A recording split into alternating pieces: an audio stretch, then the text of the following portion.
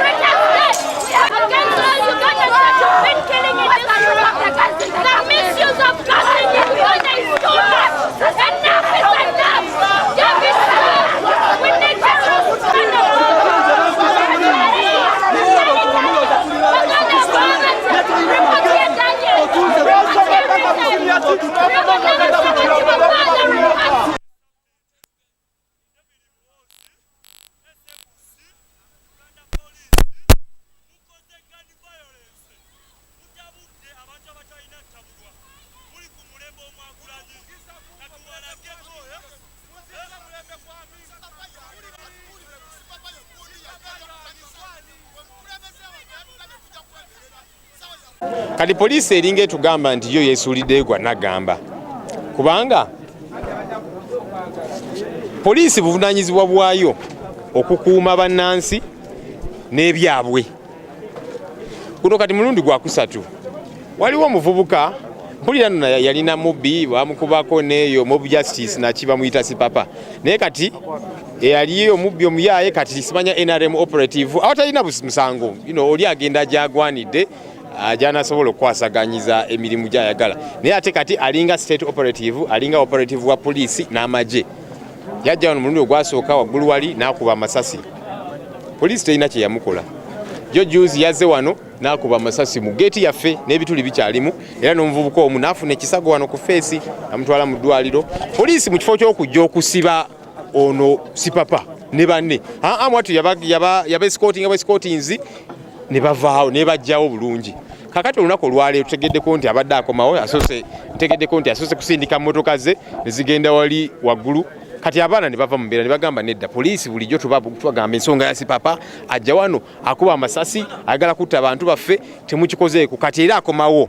Kakati nedda ne balaga obutali bumativu kwe kwekalakaasa kw'emirembe abavubuka kwe babadde bateekawo nga bagamba ensonga yaffe twagala poliisi egikoleko nga bwe kirina okubeera.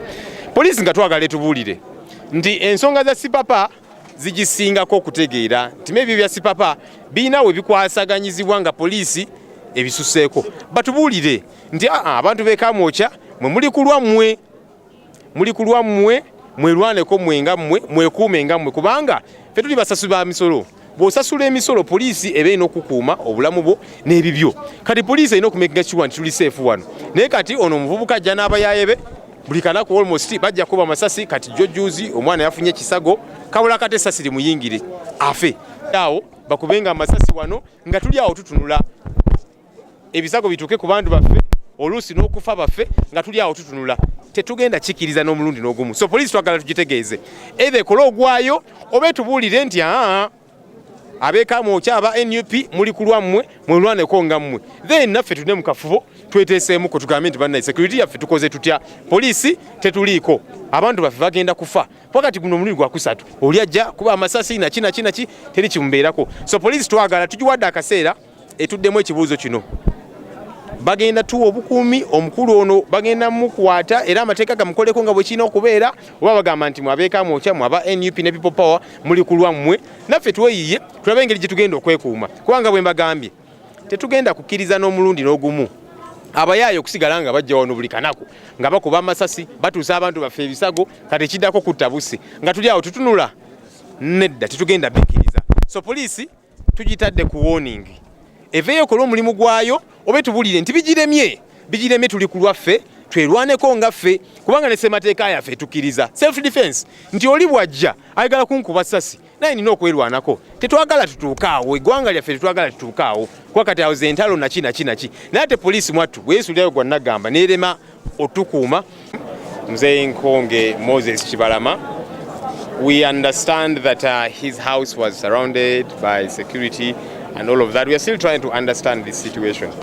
However, there's something developing again that is raising concern from our end. So the other day we were in court, of course, Mzee Kibalama, former Secretary General of the party, Paul Kagombe, they all swore affidavits giving evidence to court saying, look, the party for starters was founded properly, legally, it changed name legally, all the returns were filed with the Electoral Commission which approved and stamped, and also the delegates conference was held legally and the Electoral Commission received and approved all those documents and everything was all right.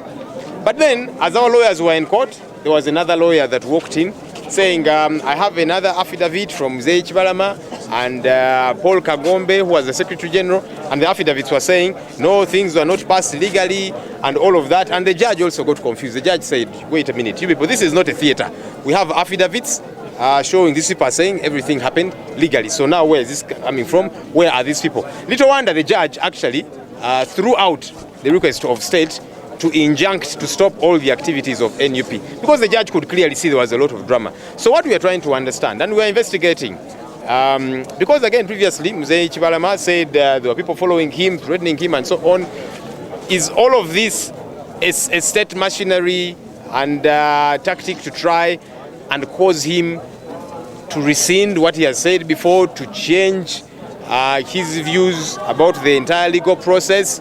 Is money involved? We're still trying to understand these things, you know, and we might not be surprised if tomorrow Mzee Kibalama and perhaps Paul come out and say different things altogether, either under duress or I don't know other factors that might be involved, because the state keeps trying, you know, machinations here and there. But we are observing, we are still investigating these matters. We have yet to hear from these our comrades. Their phones have been off all this while. We don't know where they are. We sent teams to the home. The home is guarded by state security. They are not there. So we are still trying to understand. But good enough, as far as we are concerned, we have all the legal, you know, backing on our end. All the required documents, we do have them. But also the affidavits and evidence. And they have been on camera severally, clearly stating how everything happened according to the law and how the delegates conference happened within the law, how the change of the party name change happened within the law, and returns were filed with the Electoral Commission, which Electoral Commission approved because everything happened legally. So if there's any drama that the state is trying to play, it's too late, unfortunately, for them. It's too late for them to do anything. They have really covered themselves when it's already morning. You know, when you go to bed,